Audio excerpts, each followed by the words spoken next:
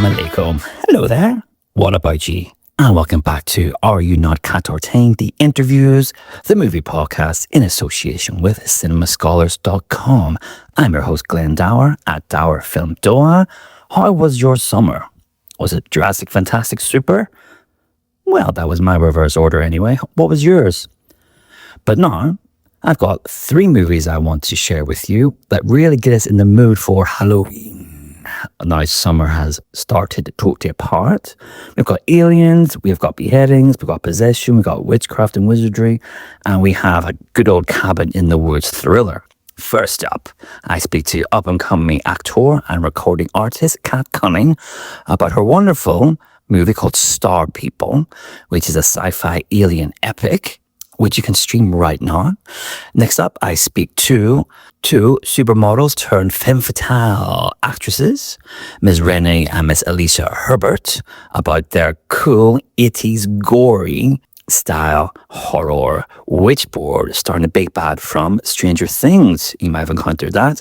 Witchboard is in theaters right now, and I had a great conversation with the ladies about them doing their own stunts and what are their own favorite horror movies. And last but not least, we have a cabin in the woods thriller starring Game of Thrones legend Sophie Turner, and I speak to that film's director, Ms. Carlson Young, who you may know herself from Screen, the TV series, in which she was very prominent and very excellent. So we have those coming up, so you will hear a clip from each of the trailers, then we're straight into the interviews, so you don't have to listen to me blather on and on.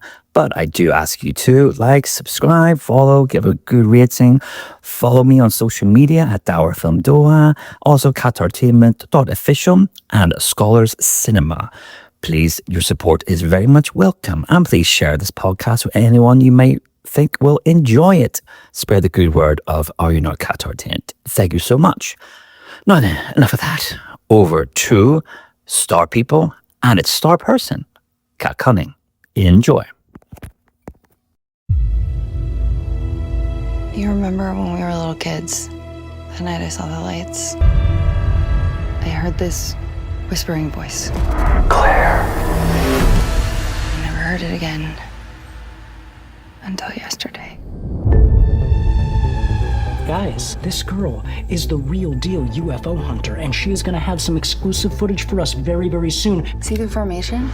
The Phoenix lights. How long has she been doing this? She's been looking for the lights and she ran away from her fake mom. Fake mom?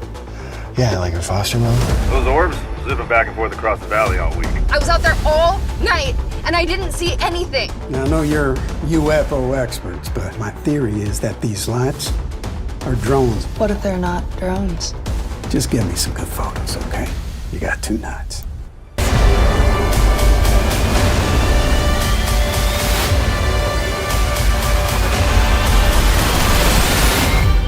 Claire, come back.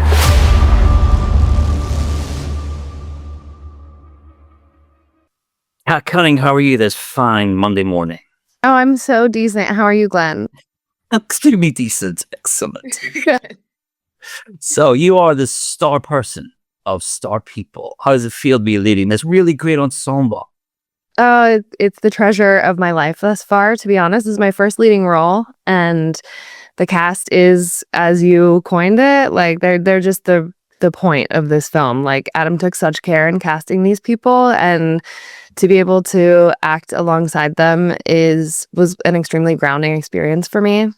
Everybody just really brought like their A game and their whole humanity to the project, and like a lot of care and understanding of the script. So it was pretty incredible.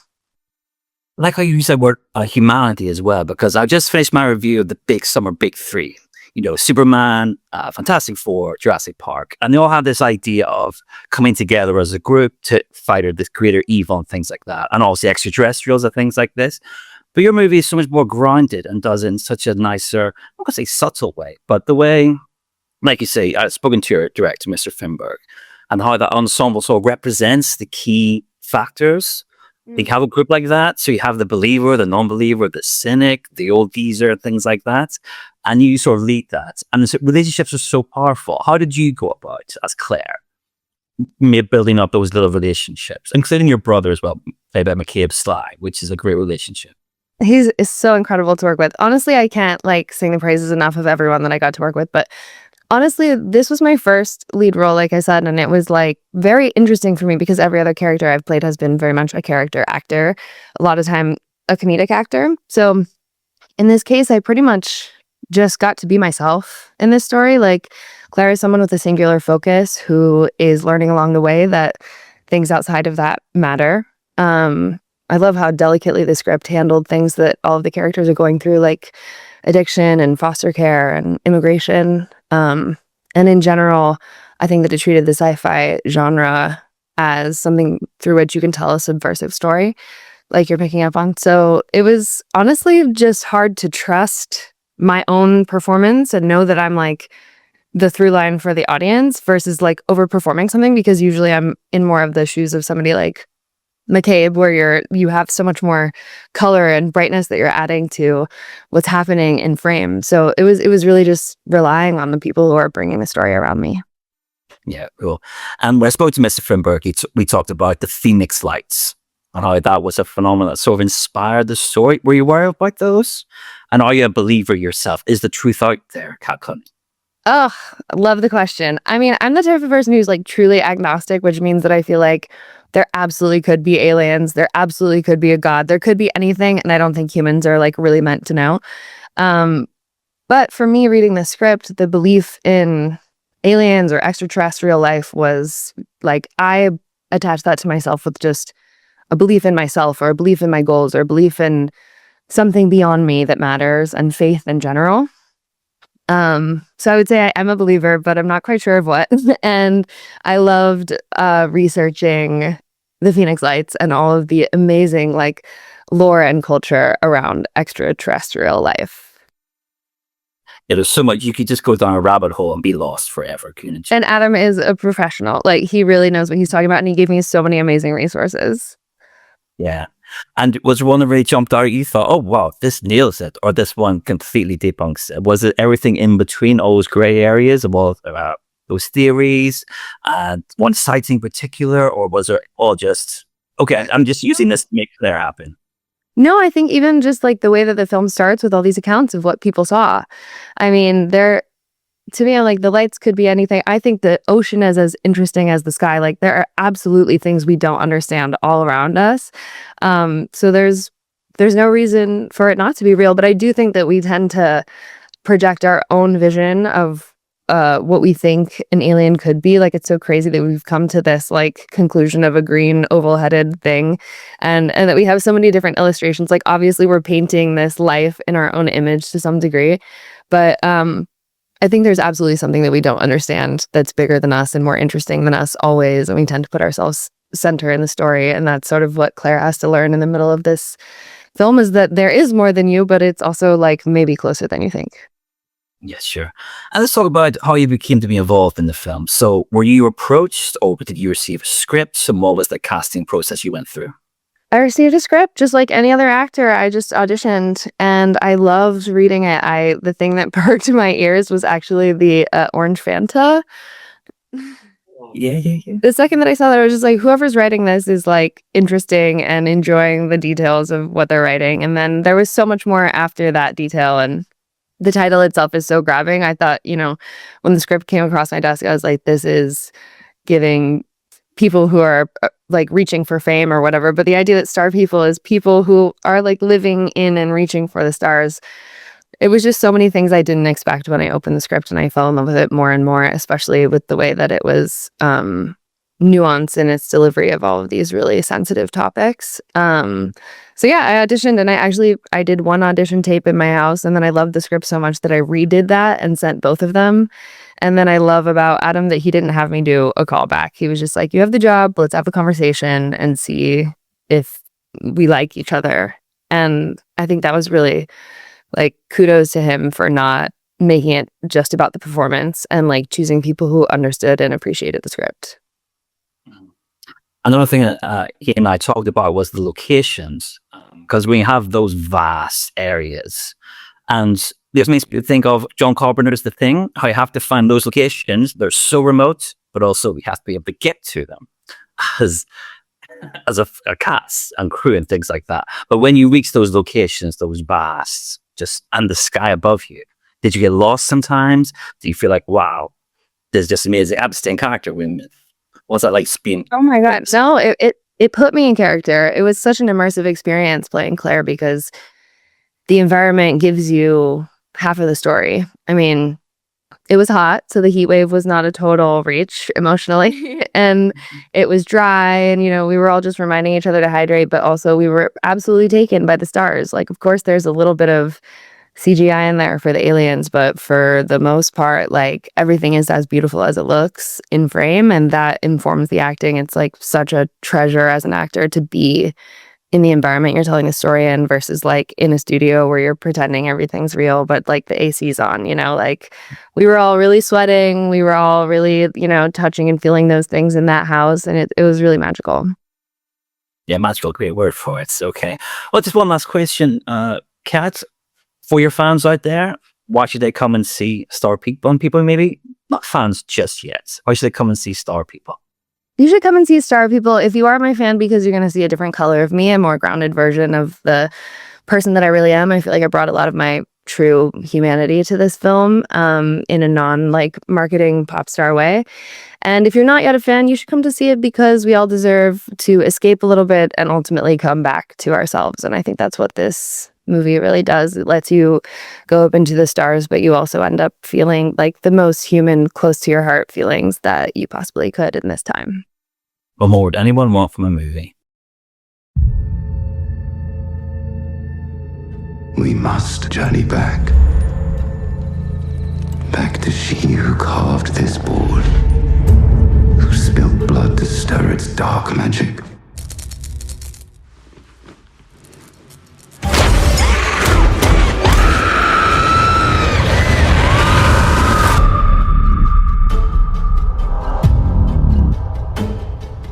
The pendulum board. They were used to contact spirits. You think it's worth anything? Show me what you got. It's that board. Just feels like bad juju. Why is there blood on your hand? Just go inside. You have to trust me.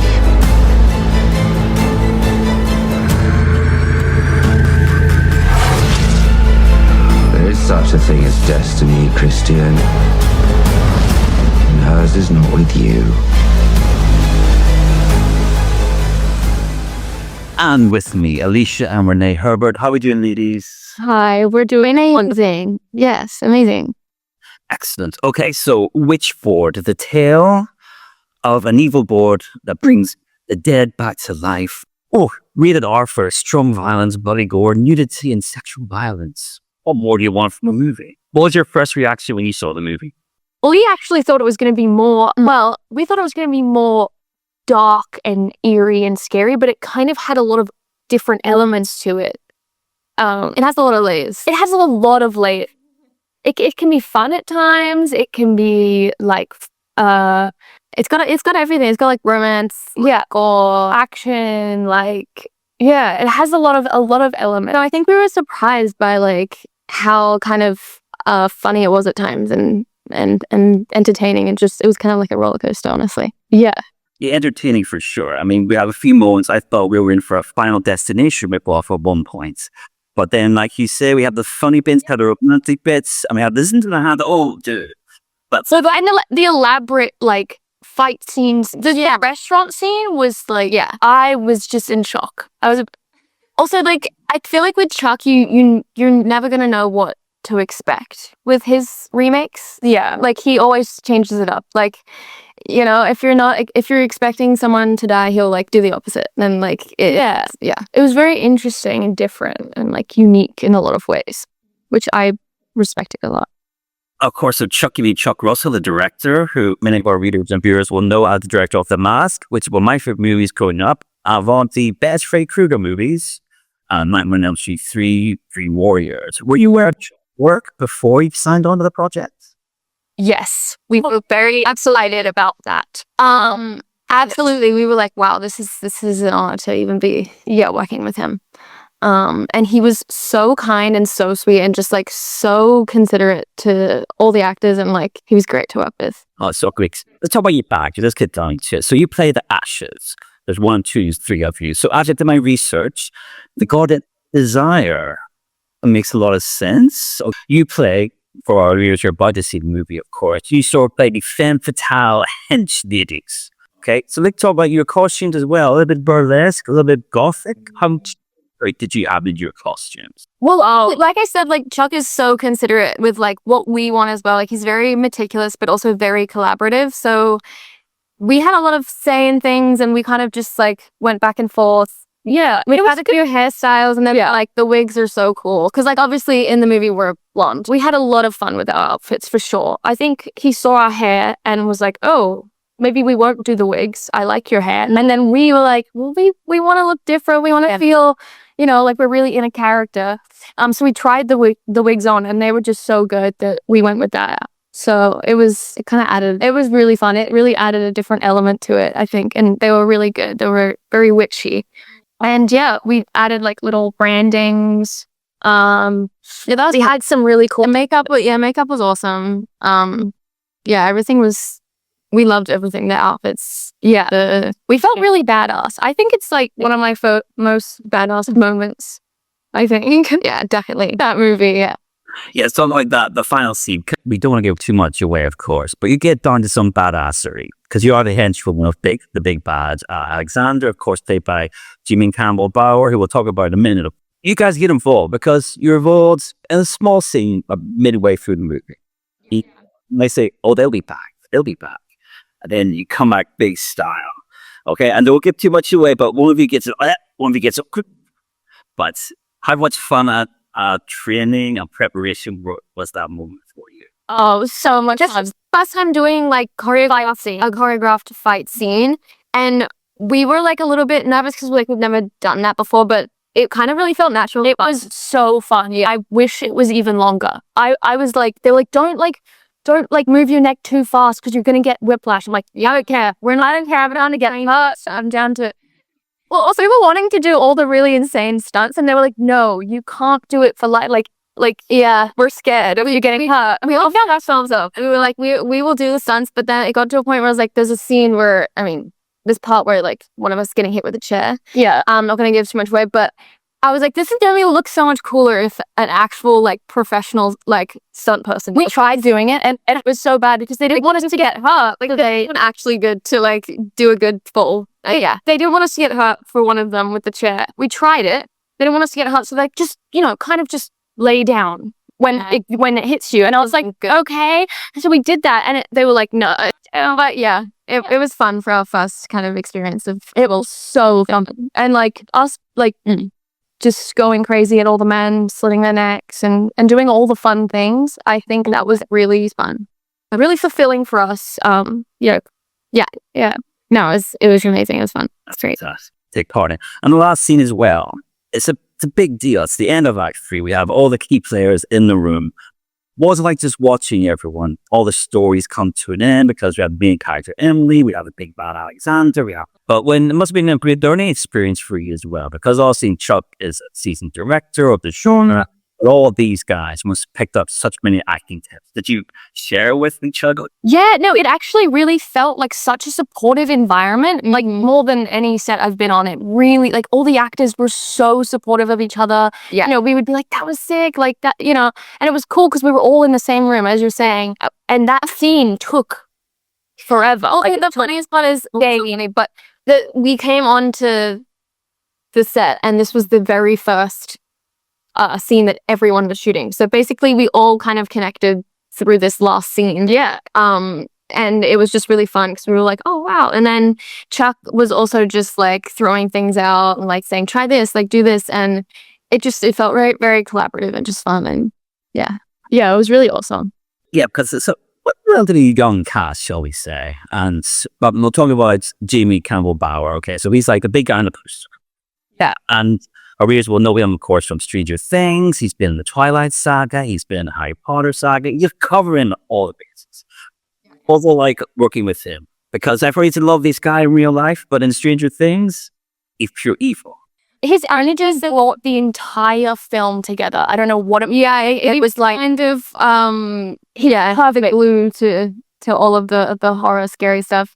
And that's what I was saying to Alicia earlier. I was like, it actually felt when we were filming a lot more scary and creepy than it I mean, it is very creepy, but I think Jamie, like working with him, made it all that sort of energy felt very creepy. Yeah, like he's really good at just like tapping into that. But it helps the other actors too in a way because he's so in it. It forces us to also be in it, and it felt really. I mean, we didn't even really speak to him that much or anything. He was very in like work mode, and you know he had his little headphones. I think like very in it, or like at least a little bit. He was just like kind of. He really brought the energy so much. Yeah, really great to know. And he just runs the whole thing, just stays that calm, evil undercurrent, and then. But also like the sweetest. Like he actually such a sweetheart. Yeah.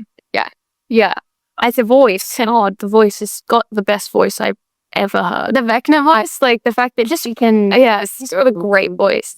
It's like an instrument. The genre itself, we girls, I'm a horror fan before you came in, because I will tell everyone I was a very sensitive child. I stayed away from horror till my 20s. I would have nightmares about having nightmares. I was that worried. That's fair, especially when you're younger. Yeah. I got traumatized by a lot of horror movies when I was younger. Yeah, but I think it's. How young are we talking? It changes. I love it. Say younger than you. Yeah, so I was probably like 12. But our mom would never let us watch horror movies. Yeah, and we'd go to our grandma's house and she would let us watch horror movies, and I was so scared. It did traumatize. It also made us. I feel like now, like we're just like it's easier to watch a horror movie and not be like too scared. Where you saw the gore and the horror. I mean, it depends. Yeah, I can't do stuff that's too scary, but. My top 3 horror movies, I give you mine, The Thing, Predator, and Halloween the original. They're my big 3. I haven't seen much. I'm gonna say I love like the like OG kind of horrors. Like I love The Shining. I love honestly The Birds is like one of the most insane horror movies ever because it's just all like practical. And like Rosemary's Baby. Oh. But if we're going, I would like that. But like, yeah, I'm thinking of that. I think Hereditary is one of my favorites. Yeah. The Blair Witch Project, honestly, to me, was so different, and it didn't use any like you could see the actual.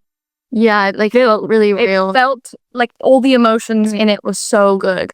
And yeah, I'm gonna say Rosemary's Baby with you actually. Yeah, just so OGs or just is an OG. It's a really good OG one. Yeah. They're always, well, I'm impressed. Excellent. Your father's joining. Now you have Witchboard up there too, I'm sure, for the future.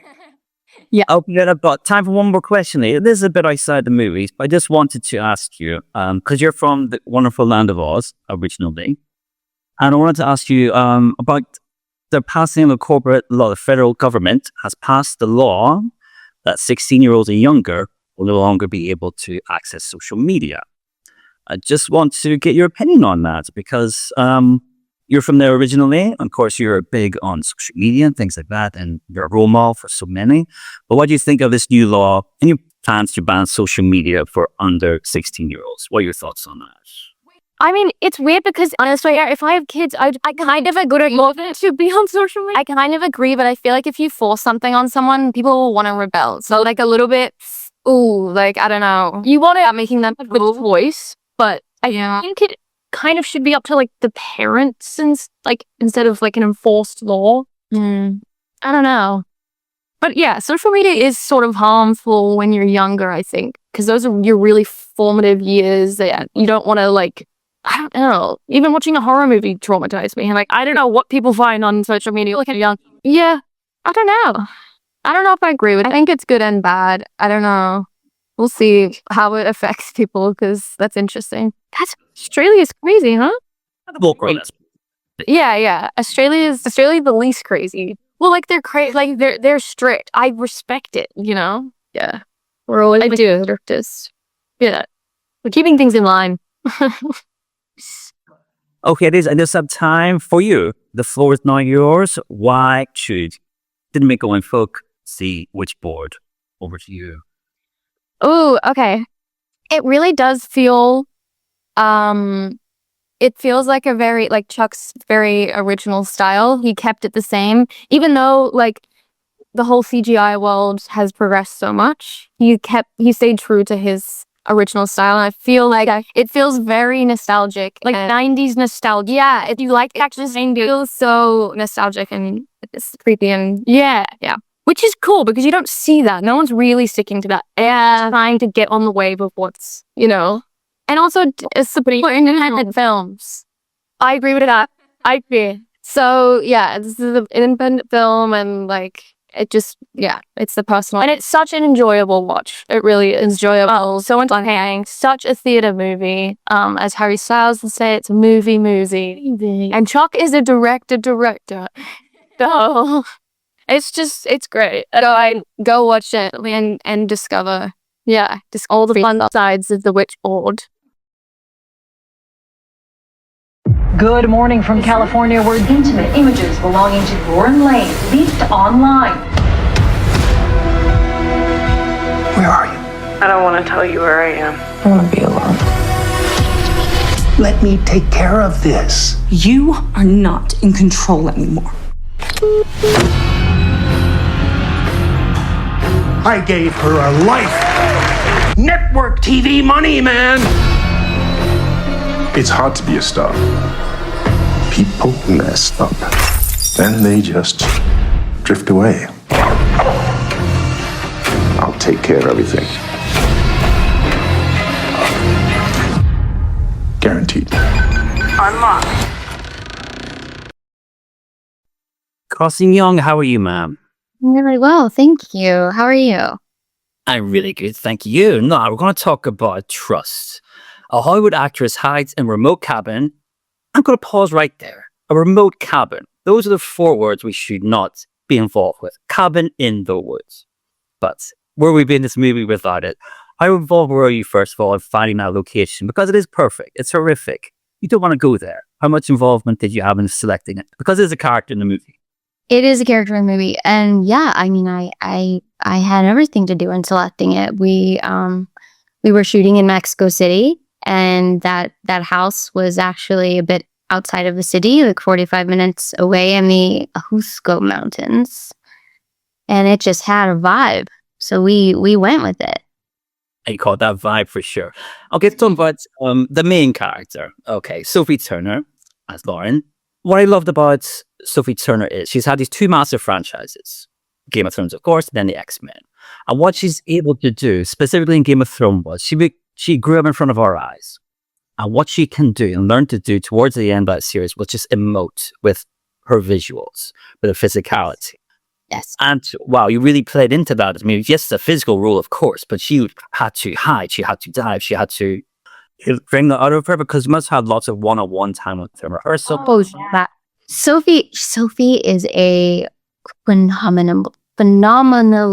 flexible actor, and I don't personally like. I thought it was incredibly. I had such a good experience and such a creative experience working with her because she can sail. She can sail through those energies, man. And she's just like, she's a real force. And it was so exciting to be there, finding that character with her. She's just, if you ever underestimated what she can do, like, I think that this changes that. Indeed, like we said, she come off these 2 major franchises, and I'm just guessing she's looking for these smaller, more intimate roles where she gets to explore. Did she talk about that with you? I said, this is a real break for me. This is so nice.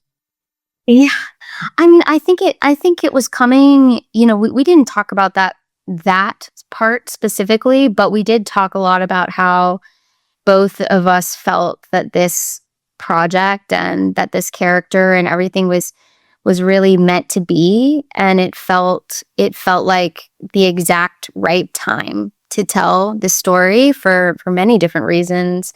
culturally, it's, I think this is it's a story about a young actress reclaiming her power, and it felt amazing to create that and craft that with her. Of course, you have background TV as well, because I remember the Scream TV show, of course, you were in. And so were you able to empathize with her about working in TV and then going into bigger... Oh, yeah.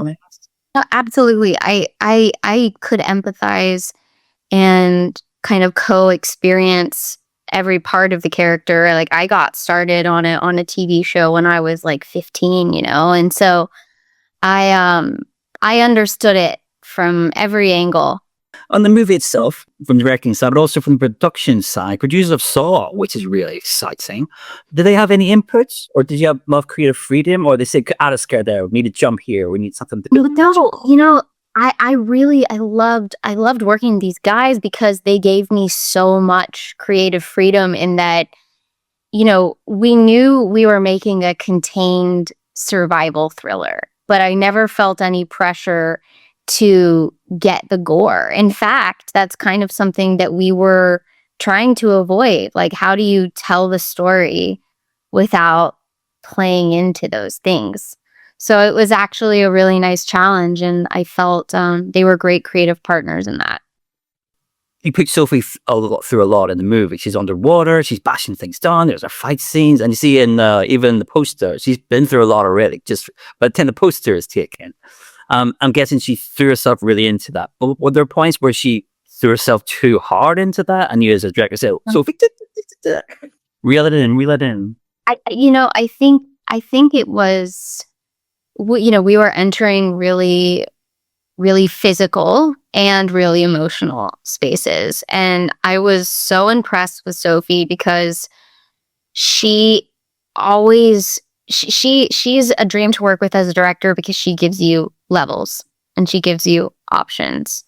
And so being in the edit and seeing what she laid down back there on the day and just guiding her through that, it was super rich once we got to the edit because she never really did go too far. She always gave me colors to play with. That's great. Let's talk about you directing journey. Did you fight for this movie? Were you presented with it? Was a number of scripts presented to you? How was your journey towards it? So I was still in the edit actually for Upgraded, which was a romantic comedy that I did a few years ago, and I was still in the edit, and this script came across my table, and I really connected to the character, and I loved it, and so it sort of came to me, and then when I met Sophie for the role of Lauren, it just all clicked, and it all made sense to me, and it was something that I wanted to pursue.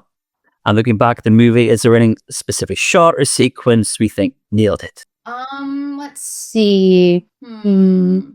I personally love how the film ends. I felt like the moment where, I don't want to give any spoilers. That's big and spoiler, but I think when the pieces come together, it to me just feels really it felt really good, and I worked pretty intensely in the edit and on the script to make sure that every single thing connects if you want to see it, if it's there, if you want to see it. I just want to talk about another cast member, Katie Seagal. I was looking through the cast and I thought, whoa, typo, let me check this out. Katie Seagal's in the movie. Wow. The older viewers will know her from a quite famous sitcom, but younger viewers will know her as Leela from Futurama. And I personally love her as Jake's mom in Brooklyn Nine-Nine. What was it like working with her? How come she became to be involved? Real shock them.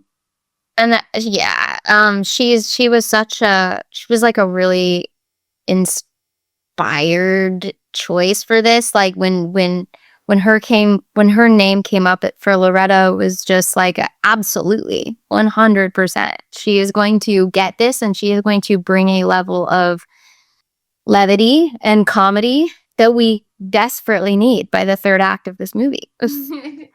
And so, I was very, very excited to have her. She's one of my favorite parts of the movie. Yeah, me too. I'm so happy that you got involved. Awesome sauce. Okay, I just have time for you. Open the floor to you, Ms. Young. So why should people come see your Sophie Turner's movie Trust? It's kind of, if you like to feel uncomfortable and stressed, but then also, be excited because it does. We worked really hard to make sure that the film does have something to say.